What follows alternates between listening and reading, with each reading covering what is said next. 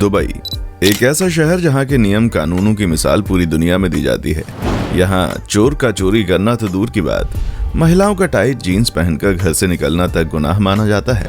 और अगर public place पर किसी लड़की ने हाथ पकड़कर थोड़ी सी चिपका चिपके कर ली तो समझ लीजिए भैया कि उसे जेल की हवा खानी पड़ जाएगी। अब जिस जगह पर इतनी सारी पाबंदियां हैं वहां भला वेश्यावृत्ति का धंधा इतना क्यों फल फूल रहा है? क्या दिन में कानून के डर से शांत रहने वाली दुबई की सड़कें रात को रंगीन हो जाती हैं? और आखिर किस तरह इतने सख्त नियम कानूनों के बावजूद दुबई में ह्यूमन ट्रैफिकिंग के मामले बढ़ते जा रहे हैं? प्रोस्टिट्यूशन यानी कि वेश्यावृत्ति एक ऐसा धंधा है जिसमें कोई इंसान बिना शादी किए किसी से शारीरिक संबंध बनाता है और उसके बदले में उसे पैसे देने पड़ते हैं। ये काम दुनिया के कई सारे देशों में पूरी तरह से इलीगल है। जो कोई भी महिला या पुरुष धंधा करते हुए पकड़े जाते हैं उन्हें जुर्माने के साथ जेल की हवा भी खानी पड़ सकती है। पर इन सारी चीजों के बावजूद ये धंधा पूरी दुनिया में फैला हुआ है। आपको कोई भी ऐसा शहर नहीं मिलेगा जहां जिस्म का बाजार न लगता हो। लेकिन जब बात दुबई की आती है तो यहाँ लगने वाली जिस्म की मंडी में खरीदार कोई छोटे मोटे नहीं बल्कि एक से बढ़कर एक रईस लोग होते हैं जो पानी की तरह पैसा बहाने के लिए तैयार हैं। और दुनिया भर के बड़े बड़े बिजनेसमैन दुबई में आकर अय्याशियां पूरी करने के लिए पहुंच जाते हैं। दोस्तों, जिस तरह भारत में वेश्यावृत्ति इलीगल है ठीक उसी तरह यूनाइटेड अरब अमीरात में भी ये एक बहुत बड़ा अपराध है, फिर चाहे वो दुबई ही क्यों ना हो। और आज जो कोई भी इस गुनाह में शामिल होता है उसे सजा देने में दुबई का कानून कोई कसर नहीं छोड़ता। और जो दूसरे देश की महिलाएं दुबई जाकर जिस्म का ये धंधा करती हैं उन्हें तुरंत उनके देश वापस भेज दिया जाता है। और रिपोर्ट्स के मुताबिक हर साल करीब 4000 से ज्यादा वेश्यावृत्ति की काम करने वाली महिलाओं को दुबई से उनके देश वापस भेज दिया जाता है। लेकिन इतने सख्त नियम कानून होने के बावजूद जिस्म का ये धंधा दुबई में वायरस की तरह फैलता जा रहा है। और सबसे ज्यादा हैरान करने वाली बात तो ये है कि महिलाओं से इस तरह का धंधा करवाने वाले लोग उन्हें दूसरे देश से टूरिस्ट वीजा पर दुबई लाते हैं और कुछ दिनों बाद अपना काम निकलने के बाद उन्हें वापस उनके देश भेज दिया जाता है। चाइना, ताइवान, भारत, पाकिस्तान, बांग्लादेश जैसे कई देशों से लड़कियों को दुबई लाया जाता है और उनसे जिस्म फरोशी का ये धंधा करवाया जाता है। ये सारी चीजें कई तरह से होती हैं। पहली चीज जिसमें लड़कियां खुद अपनी मर्जी से ज्यादा पैसों के लालच में दुबई आकर ये काम करना शुरू कर देती हैं। दूसरा, उन्हें दुबई में काम देने के बहाने लोग पहले तो बहला फुसला कर उन्हें यहाँ लाते हैं और फिर उनसे जबरदस्ती ये काम करवाते हैं। और तीसरा, जो कि सबसे खतरनाक तरीका है, वो ये है कि अलग अलग देशों से मासूम लड़कियों को अगवा करके डायरेक्ट दुबई भेज दिया जाता है। और ये सब कुछ बहुत बड़े पैमाने पर होता है। और आप ये मत सोचिएगा कि दुबई की सरकार इससे अनजान है। ऐसी किसी जगह जहां पर अगर मच्छर भी मर जाए तो सरकार और कानून तक उसकी खबर पहुंच जाती है, वहां इतने बड़े कांड को भला कैसे छुपाया जा सकता है? अब इससे ये बात तो तय है कि इन सारी चीजों में दुबई की सरकार भी शामिल है। कई लोग सोच रहे होंगे भला ये कैसे हो सकता है? दुबई तो एक बहुत ही बड़ा शहर है जहां ऑलरेडी इतने सारे टूरिस्ट आते हैं और दुबई के पास पैसों की कोई कमी भी नहीं है। तो फिर वहां की सरकार दूसरे देशों की महिलाओं को बुलाकर जिस्म फरोशी का धंधा क्यों करवाएगी? तो दोस्तों, इसका जवाब बहुत ही सीधा सा है। दुबई में बड़े बड़े बिजनेसमैन छुट्टियां मनाने के लिए या फिर बिजनेस मीटिंग के लिए आते हैं, जिन्हें करने के लिए दुबई की बेहतरीन फैसिलिटीज के साथ साथ महिलाओं की अय्याशी का भी मौका मिलता है ताकि वो बार बार दुबई की तरफ आए। ये सब कुछ यहाँ की नाइट लाइफ में इतना ज्यादा आसान हो जाता है कि लोगों को बिल्कुल मेहनत नहीं करनी पड़ती।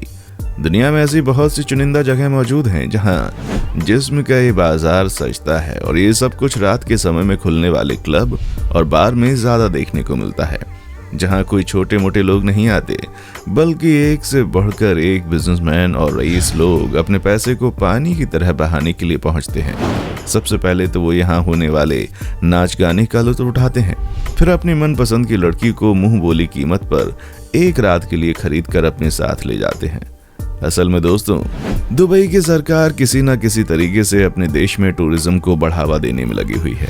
उसे पता है कि एक न एक दिन ये तेल का धंधा खत्म होने वाला है और ऐसे बहुत से देश भी देखे गए हैं जहां बेशुमार मात्रा में तेल निकलने की वजह से वहां पहले तो बहुत सारा पैसा आया और फिर जब तेल खत्म हो गया तो वो देश पूरी तरह से डूब गया। और ये चीज दुबई के साथ ना हो इसलिए इसे एक टूरिस्ट डेस्टिनेशन बनाया जा रहा है। और इसका 80% काम हो भी चुका है। जहां आपको दुबई में दुनिया की सबसे ऊंची इमारत से लेकर दुनिया का अकेला 7 स्टार होटल तक मिल जाएगा, सब कुछ देखने को मिलेगा। लेकिन सबसे ज्यादा जिस चीज की चर्चाएं होती हैं वो है दुबई की नाइट लाइफ। यहाँ एक से बढ़कर एक अमीर लोग हैं जो कि नाइट लाइफ को एंजॉय करने के लिए कुछ भी करने के लिए तैयार हैं, और इसी तरह के अमीर लोगों को दुबई की सरकार अपना निशाना बनाती है। और हम ये सारी चीजें अपने मन से बिल्कुल नहीं बता रहे, बल्कि दुबई में जिस्म फरोशी का धंधा कर चुकी एक महिला ने खुद अपने मुंह से वहां होने वाली सारी चीजों के बारे में बताया। माफ कीजिएगा, किसी कारण से हम उस महिला का नाम और पहचान आपको नहीं बता सकते, लेकिन हम आपको ये जरूर बता सकते हैं कि उसने दुबई की ऐसी पोल खोल कर रख दी है जिसे सुनकर आपके भी पैरों तले जमीन खिसक जाएगी। दुबई में जिस्म फरोशी का धंधा करने वाली बांग्लादेशी महिला का कहना था कि उसकी मुलाकात एक एजेंट से हुई जिसने दुबई में होटल्स के अंदर साफ सफाई का काम करने के लिए उसे दुबई भेज दिया। वहां जाने के बाद उस एजेंट ने सबसे पहले तो महिला का वीजा और पासपोर्ट जब्त किया और फिर उसे जिस्म फरोशी के इस धंधे में जबरदस्ती धकेल दिया, जिसके बाद उसकी पूरी जिंदगी नर्क बन गई, क्योंकि वो महिला चाहकर भी अपने देश वापस नहीं जा सकती थी और उसे जबरन इस धंधे में उतरना पड़ा। लेकिन इन सारी चीजों से गुजर चुकी उस महिला की सबसे ज्यादा चौंका देने वाली बात वहां होने वाले जिस्म फरोशी के धंधे से जुड़ी नहीं थी, बल्कि वहां पर रखे जाने वाले लोगों की जिंदगियों से जुड़ी थी। महिला का कहना था कि उसे 8 से 9 लड़कियों के साथ एक कमरे में रखा जाता था, जहां ना तो ठीक से बिस्तर लगे थे और ना ही सोने की जगह थी। कैसे भी करके उन सभी लड़कियां अपना गुजारा कर रही थीं। रहने के साथ साथ वहां मिलने वाले खाने के हालात भी बिल्कुल सही नहीं थे और उन्हें ढंग से पैसे भी नहीं दिए जाते थे। सारे पैसे दलाल और लड़कियों की देखभाल करने वाले लोग हड़प लेते थे। अगर साफ तौर पर कहा जाए तो उस महिला के हिसाब से वहां पर जाकर काम करने वाले लोगों की जिंदगी बहुत ही खराब थी। इन सारे हालातों से तंग आकर उस महिला ने कई बार आत्महत्या भी करने की कोशिश की। हालांकि आज उसकी दुआएं रंग लाई हैं। वो इन सारी परेशानियों से जूझने के बाद वापस अपने देश पहुंच गई है, पर वो बेचारी अब दुबई के नाम से भी सहम उठती है। और ये चीज केवल वहां पर जिस्म फरोशी का धंधा करने वाली महिलाओं के साथ ही नहीं होती, बल्कि काम की तलाश में जो भी लोग दुबई की तरफ अपना रुख करते हैं, उनकी जिंदगी किसी बुरे सपने की तरह बन जाती है, जहां वो इस उम्मीद में जाते हैं कि उन्हें अच्छी नौकरी मिलेगी और उस नौकरी से मिलने वाले पैसों से वो अपना घर चलाएंगे। लेकिन पैसा मिलना तो छोड़ दीजिए, उन्हें चैन की सांस लेने तक का समय नहीं मिलता। सबसे पहली चीज तो दुबई में जाने वाले लोगों को पूरे 16 घंटे काम करवाया जाता है और उनके ओवर टाइम का पैसा भी उनको नहीं दिया जाता। हालांकि जो कोई भी दुबई जाता है उसके एग्रीमेंट में 8 घंटे लिखा होता है, पर किसी भी इंसान को 14 से 16 घंटे तो कम से कम काम करना पड़ता है।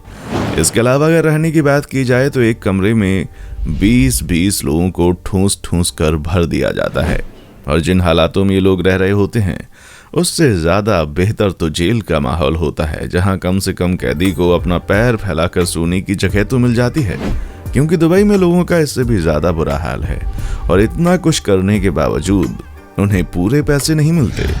लोग रात दिन ऊंची ऊंची इमारतों और खदानों में मेहनत मजदूरी करते हैं, पर फिर भी थोड़े से पैसे देकर उनका मुंह बंद करवा दिया जाता है। पर सबसे ज्यादा खौफनाक चीज तो यह है कि अगर कोई इंसान इन सारी चीजों से बाहर निकलकर वापस अपने देश जाना चाहता हो तो उसे ऐसा करने की बिल्कुल इजाजत नहीं है, क्योंकि उसका वीजा और पासपोर्ट पहले ही जब्त कर लिया जाता है और कम से कम 2 से 3 सालों तक ना चाहते हुए भी लोगों को जीते जी नर्क भरी जिंदगी जीनी पड़ती है।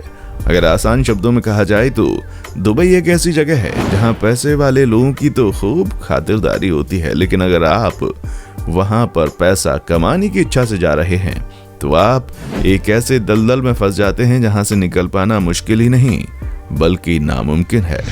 2 सालों तक आपको कोई पूछने वाला नहीं है। बाकी दोस्तों, दुबई के इस काले सच के बारे में आपका क्या कहना है? कमेंट बॉक्स में आकर जरूर बताइएगा। और आगे भी इसी तरह की वीडियोस को देखते रहने के लिए हमारे चैनल को लाइक, शेयर और सब्सक्राइब करना ना भूलें। देखने के लिए शुक्रिया। दोस्तों, आपकी स्क्रीन पे 2 और वीडियोस दिख रही हैं, जिसे देखने के लिए आप इस स्क्रीन पर क्लिक करें। दोनों देखिएगा, बहुत अच्छी वीडियो बनी है।